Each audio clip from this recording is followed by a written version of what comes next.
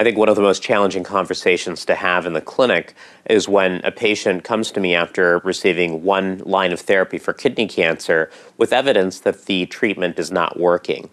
I tend to use fairly stringent criteria to determine that the particular therapy isn't working. These criteria are known as the response evaluation criteria in solid tumors, or the RECIST criteria. And I find that they're a nice hard and fast rule for me to use in the clinic to decide whether or not it's time to switch. These include a pre-specified amount of tumor growth, usually over a threshold of about 20%.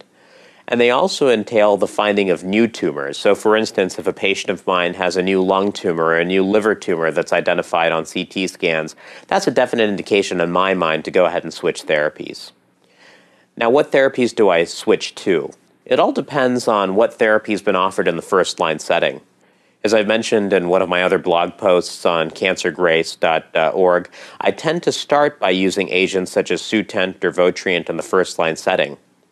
Now, both of these so-called targeted agents work by blocking a molecule called VEGF. Since we've taken that approach in the first-line setting, I often find times that it's important for us to switch mechanisms of action and try to block signaling through a different and totally distinct pathway when we move into the second-line setting. And for that reason, in the second-line setting, I tend to use a drug called Afinitor or everolimus for therapy.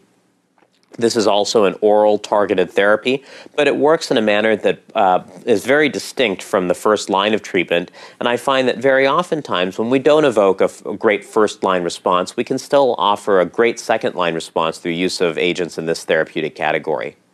Now, again, I'm probably going to sound like a broken record if you've seen several of these blog posts, but I would also like to advocate participation in clinical trials.